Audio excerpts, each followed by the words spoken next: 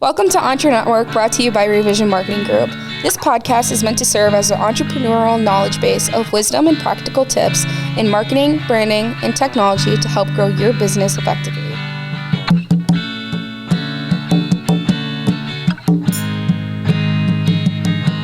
So, Darlisa, welcome to the EntreNetwork podcast. Thank you so much for coming on. So the EntreNetwork podcast is meant to serve as a knowledge base for entrepreneurs to get education, but also just insight into what it's like being an entrepreneur, and hopefully some of the good, the bad, the ugly with different entrepreneurs, and helping other people navigate the overall realm of entrepreneurship. So Darlisa, thank you so much for coming on board. Kind of tell us a little bit about yourself and how you got into entrepreneurship. Thank you so much for having me. First of all, it's a great opportunity. Excited to be a part of the EntreNetwork and the things that you guys are doing. So yes, I'm Darlisa Diltz. How I got into entrepreneurship? Great question. Born and raised St. Louis, Missouri. I've always been kind of a entrepreneurial spirit, I guess. I enjoy people. I enjoy just kind of learning new things. And I also like helping people learn what I've learned in a lesser fashion. So for me, I was kind of pushed into entrepreneurship. I graduated number 7 in my high school class. Wanted to follow the path that they taught us, go to college, get the education, climb the corporate ladder. And I realized my corporate ladder was a step stool. I had various challenges in my corporate stint.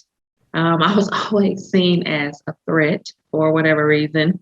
But senior leadership actually loved me. So I had an opportunity to travel. I did a lot of trainings. I created programs, and middle management hated me. So it was because I helped a friend of a friend with a project that they had. They were recently appointed executive director for a nonprofit organization. And I had recently completed, I want to say it was my MBA program, and they asked me to help them with their strategic plan. And I did because it was fun, right? Didn't know anything about entrepreneurship, first time entrepreneur for my family. And I helped them, and they asked me how much did they owe me? I'm like, you don't owe me anything. It's just, favor for a friend. And they were like, no, seriously, how much do we owe you? Because you've helped us tremendously. I believe he was able to do good things with the strategy. And so he paid me, and then he referred me to other people. And then they started reaching out for help, and then they were paying. And I'm like, what's happening here? It's like, I was married at the time. I'm still married, but married at the time, small kids. And it's like, I want my husband to think I'm like turning tricks on the side for this extra money. So I had to find out what entrepreneurship really was. So I buried myself into learning about becoming an entrepreneur, because for me, entrepreneurship was white guy, suit, glass building, executive C-suite type stuff. I didn't see everyday entrepreneurs like side hustler, that kind of thing. It's like, we knew how to get out there and get it. I just didn't realize like it was a thing. So from that, I started teaching these classes at the library, at the YMCA, sometimes on the street corner. No, not really. But I just started teaching these classes on how to become an entrepreneur. At the time, it was $25 to acquire an LLC in St. Louis, Missouri. And so the classes would be full. I mean, we would have an amazing amount of people. So I started a little consulting called DJD In-Depth Consulting. And that's kind of what got me started. I'm very grateful to the organization, the SBDC in Missouri. If it was not for them, Lynette Watson, to be exact, she saw something in me that I didn't really know I had. She made a referral, and I became kind of like a territory person for entrepreneur training in St. Louis, Missouri. So her, Kevin Watson, all these people on the Missouri side, they took me in, and I was just, a little token in the wheel, and the rest is history. So what made you come to Dallas or the Dallas market? Great question. So going back to that stint in healthcare, I stayed in healthcare. I worked there for 11 years, and it was just horrible. It was horrible. But I continued. Before COVID. No, this was years ago, right? And I honestly, I prayed and I asked God. I was like, I needed a change. I came and I visited my aunt, and it was 2010, and I loved it. The air was different. The sky was bigger. Like, there was just something about Texas that I absolutely loved. So when I prayed about it, and I started applying for jobs here and all this kind of stuff, and I kept getting denied. So it was like, well, okay, I guess we're not supposed to move to Texas.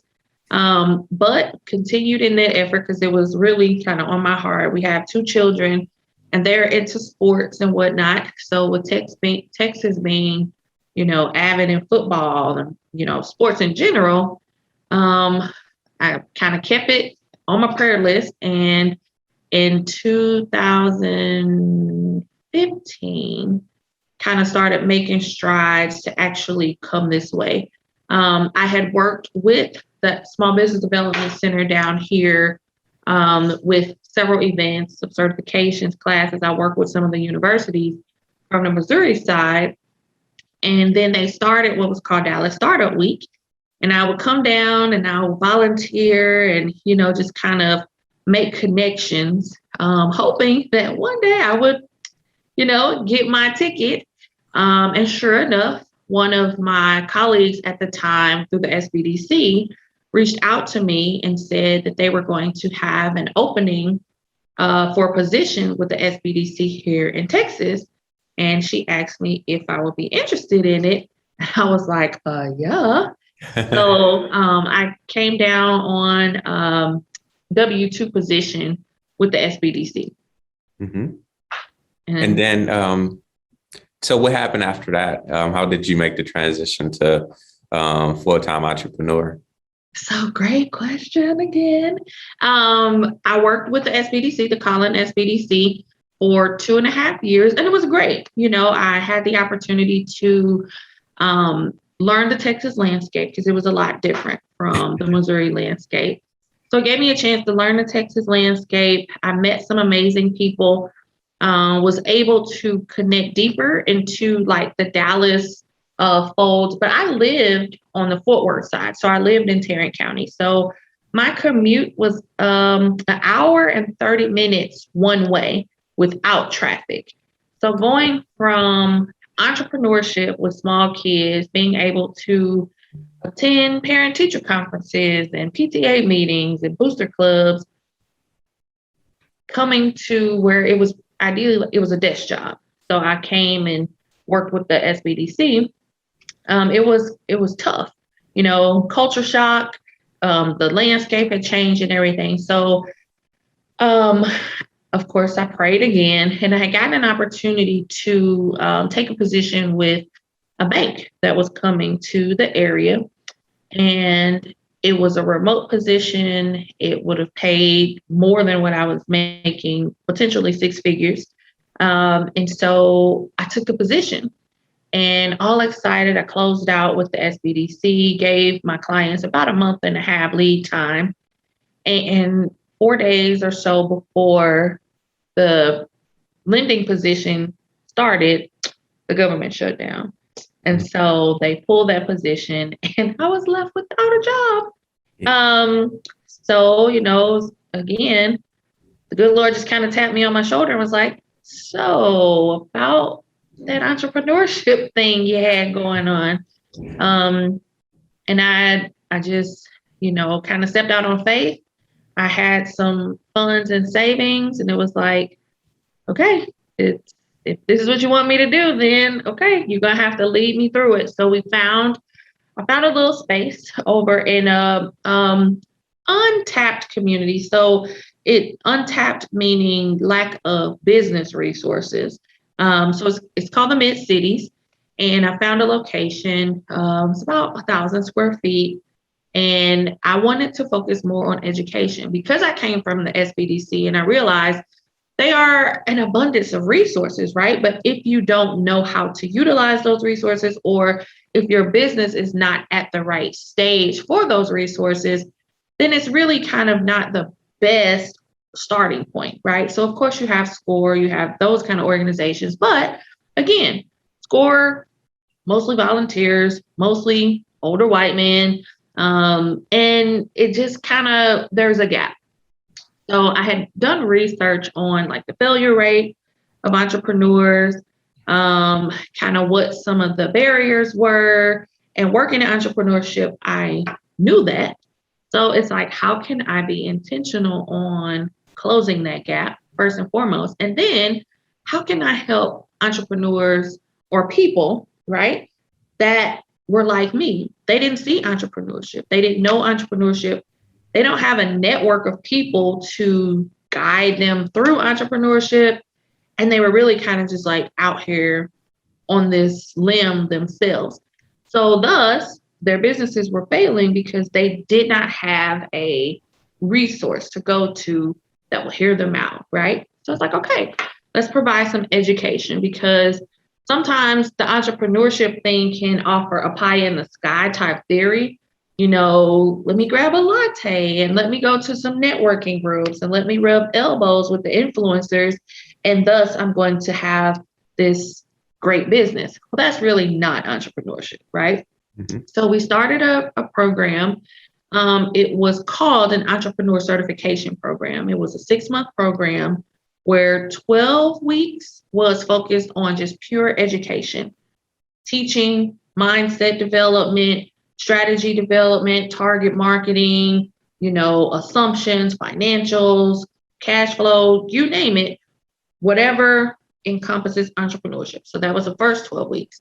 Mm-hmm. The second 12 weeks was implementation. So we had the participants to actually go through different steps that you need to do as an entrepreneur: cold calling, making visits, hosting events, right? Like information sessions, doing pitching. So like with 1 Million Cups, or, connecting with maybe it's your economic development department, talking to an SBDC. So that was a part of the next 12 weeks, establishing yourself fundamentally. So entity formation, bank accounts, insurance, that was a part of the next 12 weeks.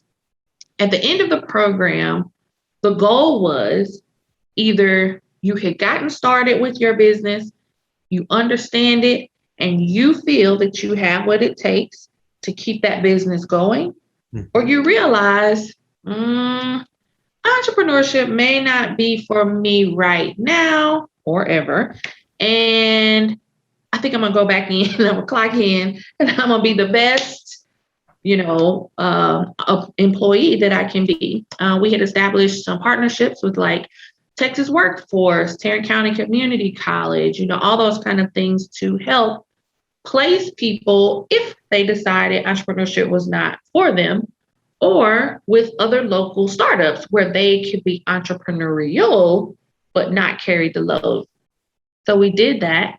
We were the first private sector business service organization in the DFW Metroplex, one that was established by a woman, a minority woman at that, two, that focused specifically on educating entrepreneurs. So at that time, we kind of were like, if you were to marry, say, an SBDC with like a co-working space, that's kind of what we resembled at that time. And that's kind of what started our journey here in the Metroplex. Awesome. So as far as entrepreneurship, what has been for you one of the toughest roller coasters you had to face? Great question. Initially it was just acceptance, right? We offered something. It seems like, yeah, that makes sense, right? But when you are in a community and there's lots of resources, right? There's lots of federal funding to programs, but the need is not being met. When you come into that fold, they're not happy, right? Because it's like, well, why would we send people to you when this is what we do? Well, tell me more about what you do. And then you would see it replicated within those organizations, right? So I would say for me in the beginning, the biggest challenge was just acceptance and understanding of what we were started to do. You would hear people talking about the gap in so many conversations, right? But no one, and when I say no one, I'm meaning organizations wanted to accept or partner with that concept out of the gate, because it's like, oh, well, we can do that. No, we're not going to pay, or we're not going to partner, because who are you? Like, who are you? Like, why would we partner with you? Next, I would say, just for me personally, just staying focused, right? I wanted to give up so many times because it's hard. Very, very hard. And me asking for help was kind of a challenge too, because it's like, well, you establish yourself to be the help. So how can you ask for help if you're offering help, that kind of thing. So then it would be like, well, forget this. I don't want to do this. And no one was helping me per se. But I would say if it wasn't for my faith, I probably would have just said, forget it. But the greater good and understanding that it's not about me, first and foremost, I think that is kind of what kept me going.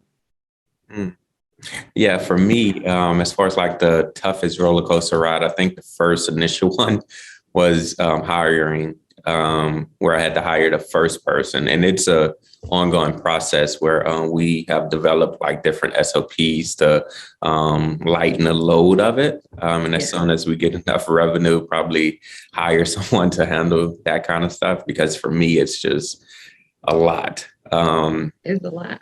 It is. Entrepreneurship is lonely. Indeed, it is. It is very lonely. Indeed, it is. I think one of the second ones was becoming a leader, where it's like, hey, your words have a lot of power, especially when you start to grow a team. And for me, not seeing a lot of people in leadership or in leadership on a day-to-day basis, where you see the emotions that they go through and insight into what they're going through internally, because you can see strong leaders on the outside and say, oh, wow, and be impressed and everything. But what's going on inside that individual? So just becoming an overall leader to the team and having conversations, tough conversations, right? And then getting to the point where it's like, oh, oh, I need to pay more attention to this aspect of it because it affects the organization and affects this individual this way. So I think that's some of the bigger two ones that I had to kind of navigate. That is definitely a big one. Yes, I agree. So I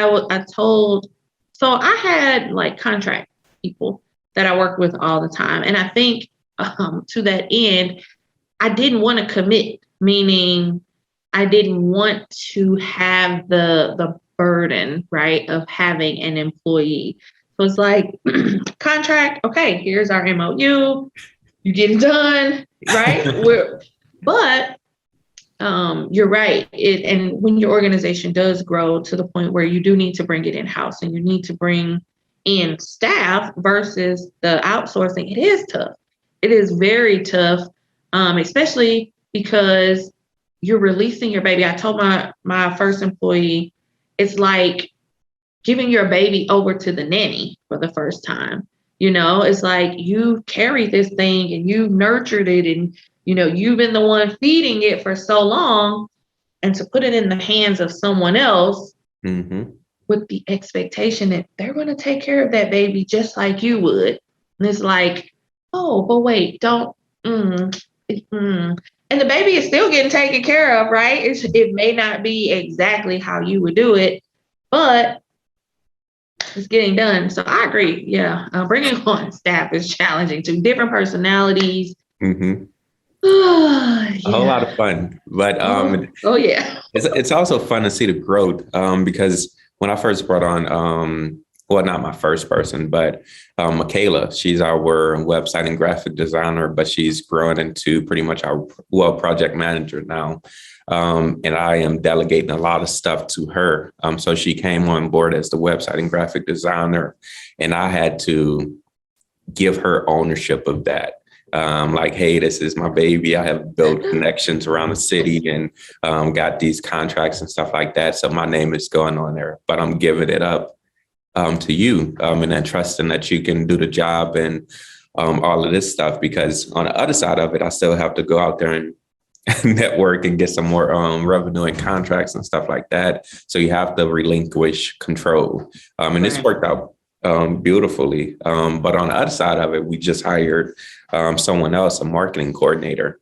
And we're pretty much going through the same thing where it's like Kayla is doing the website designs, but she's grown into project manager. So she has to relinquish creative control over the overall website design and focus on some of the strategic stuff that's not so fun, right?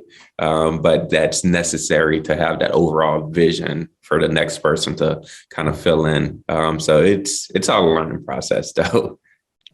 Absolutely. I agree. So for you, with your experience with just consulting with different businesses and business owners and entrepreneurs, what character trait have you seen make someone successful? That is a great question. I'm going to say faith first and foremost. So having a strong faith is key, simply because that's what brings you back to it. People that don't go into it with the pie in the sky mentality and they understand, yes, I have to put in this work. I know it's not going to happen overnight. It's okay for me to not be 100% successful in all things all the time, because that's just not reality. I think those individuals get it, right? They understand and they have the potential to go a lot further. It's a lot of times when the people have misappropriated expectations that you tend to see some failures early. And those people tend to be the ones that don't go that far. Because they go into it with the wrong motive, thinking they're going to make a lot of money, thinking they're going to, become this overnight success. And they see that top layer, but they don't really understand the grunt, the grit, all of that information. I think that kind of differentiates for me. So as far as biggest roadblocks for the students, or do you call them students? Participants that go through your program, what's the biggest roadblocks that you see, not just within the program, but after, like before they hit that growth phase and everything? I think I'll say capital, and how to maneuver without capital. How to maneuver without capital. I'm trying to tell these people to come in. I'm sorry. Come in, open. Sorry about that. Can I tell them, give me 1 second? Mm-hmm. I think it is capital. Without the capital, they feel like they can't move forward. And so it puts them at a mental blockage because they want an infusion of capital versus building revenue and establishing a strategy to help them accumulate or become profitable.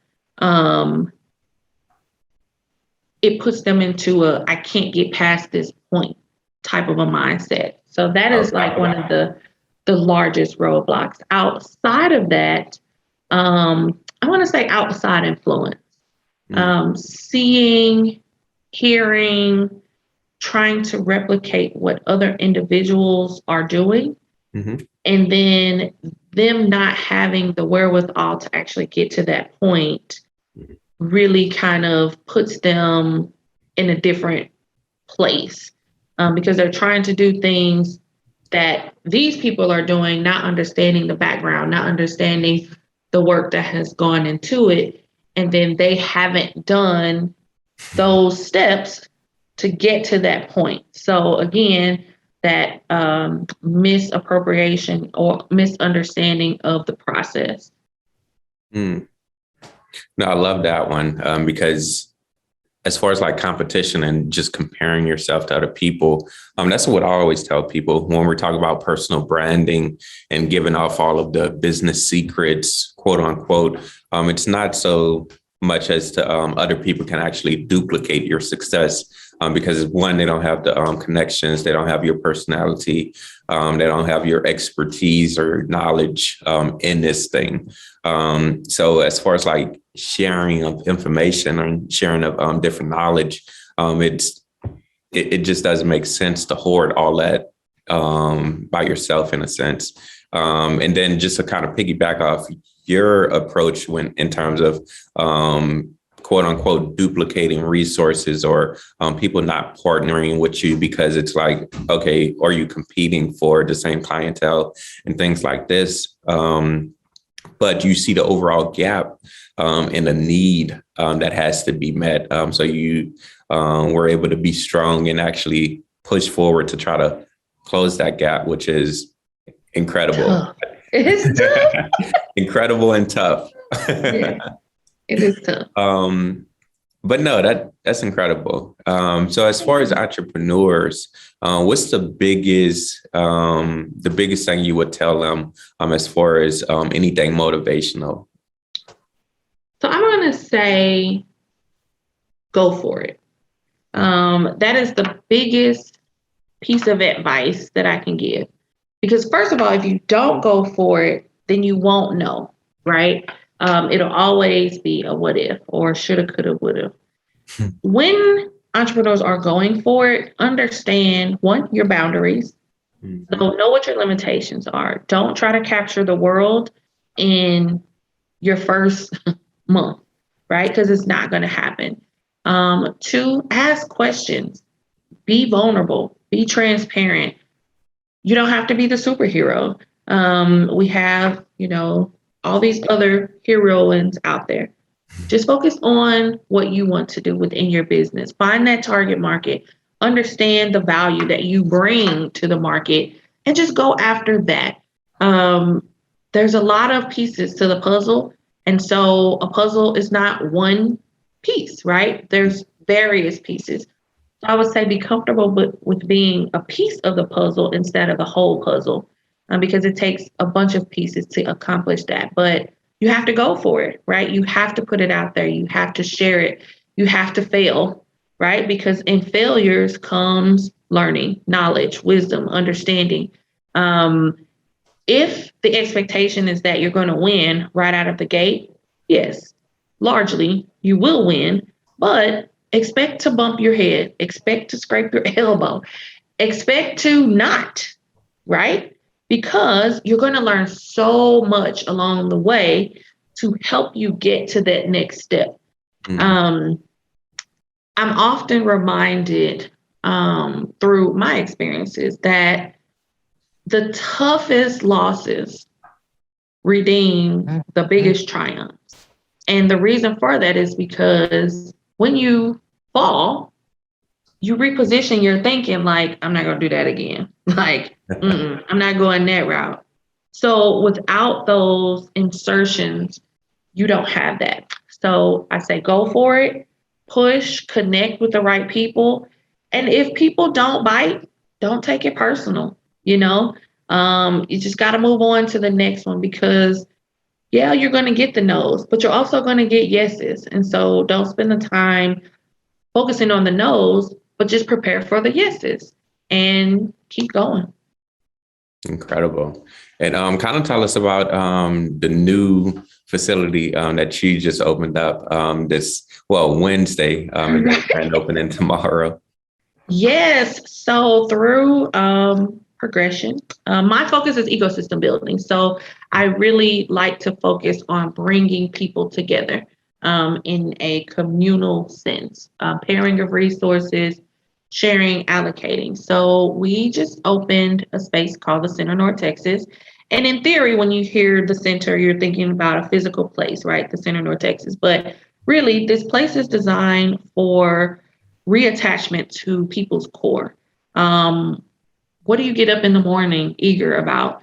What brought you to your decision in the first place? What keeps you sane, right? How do you get back to who you are as a person? So the Center North Texas is like a coffee shop, but it's a business center. So you come in, it's open seating, flexible workspace, secure network. You have access to printing, copy, scanning, faxing, shredding, you name it. And there's a place for a lounge where if you want to take control of the remote, watch some Netflix, and just offer yourself a change of scenery. Hopefully when you're there, you can meet some people, you can make some connections, you can find out what's happening in the community. And it's a place where when you come through these doors, the hope is that when you walk out of it, your demeanor has changed, your mood has changed, and you've captured something that you can take with you to give you that extra push that you may need. We are the very first in North Richland Hills. So we have so much support from the city as the first flexible workspace in this community. And it's not just for entrepreneurs, it's for anyone. If you work from home and you have children, pets, maybe you and your significant other both work from home. Then you just want that change of scenery, change of energy. Yeah. So next time I'm over there, because we're somewhat expanding over there into the Dallas market. And when I say Dallas, it's pretty much encompassing that like Metroplex. Correct. Yeah. Because we're in Shreveport, which is smaller. Well, obviously, but definitely trying to make some connections out there. So probably I'll be stopping by quite often after the baby grows up a little bit. Absolutely. But yeah, this was incredible. As far as you, the individual, been extremely busy, what productivity hack or productivity tool do you find yourself using or find your participants using a lot, just to keep a clear head and be as productive as possible? For me, it's definitely my calendar. I had to commit to my calendar. If it's not on my calendar, it doesn't exist. I remember. If it's not on my calendar, it doesn't exist. And so that may take a couple days, for people to access me, or weeks, right? But I did have to commit to that. And I had to realize that, it's not that I'm trying to do it on purpose, but I have to commit to a calendar. I've also started doodling and doing like task lists, because if I don't, I'll forget. So just kind of keeping note and keeping tab of what I need done and then kind of prioritizing it. That's what works for me. A lot of people are kind of dead set on like CRMs, reminders, bells, whistles, softwares. That stuff, I get confused. It's definitely a lot, because we use a CRM and then we have something called sprints. So just with our overall team, we have different projects. So we have these massive task items that we have to do. And some of them are dependent on multiple team members.